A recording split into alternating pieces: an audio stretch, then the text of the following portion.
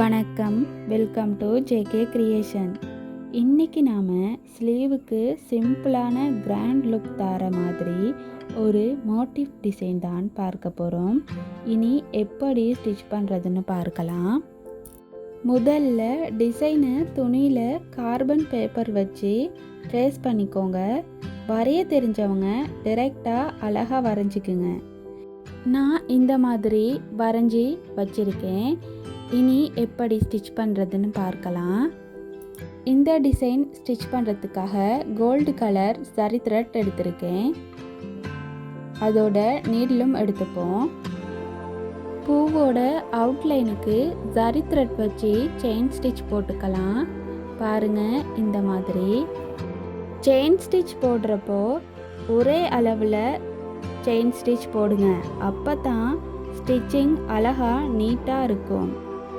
கையையும் கொஞ்சம் டைட்டாக வச்சுக்காம ரிலாக்ஸாக லூஸாக வச்சு ஸ்டிச் பண்ணுங்க. அப்போ தான் ஈஸியாக ஸ்டிச் பண்ணக்கூடியதாக இருக்கும்.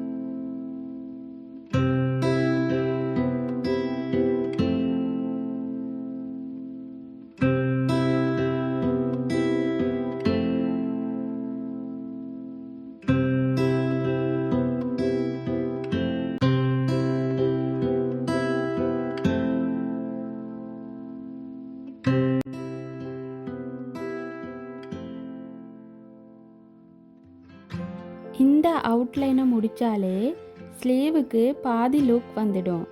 மீதி பாதியை பீட்ஸ் வச்சு ஃபில் பண்ணலாம். அது எப்படி பண்ணுறது, எந்த பீட்ஸ் பாவிக்கலாம், எப்படி ஸ்டிச் பண்ணலான்னு பார்ட் 2 வீடியோவில் செஞ்சு காட்டுறேன். ஸோ பார்ட் 2 வீடியோவை மிஸ் பண்ணாமல் பாருங்கள்.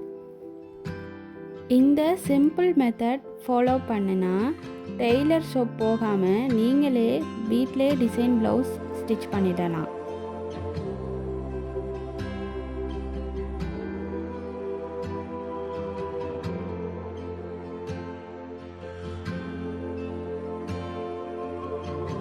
எந்த இடத்துல எண்ணாட் போடுறோமோ அந்த இடத்துல எண்ணாட் போட்டு ஃபினிஷ் பண்ணிட்டு தான் அடுத்த ஸ்டிச் ஸ்டார்ட் பண்ணணும்.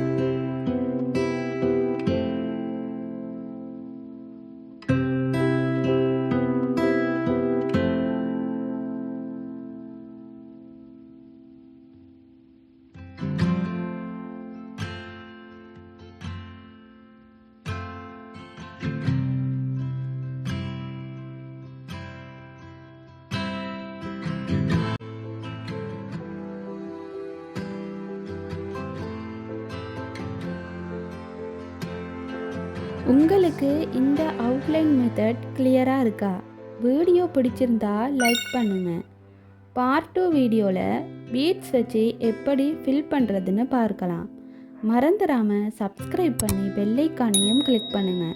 அப்போ தான் அடுத்தடுத்த வீடியோக்களை நீங்கள் தொடர்ந்தும் பார்க்கலாம். தேங்க்யூ.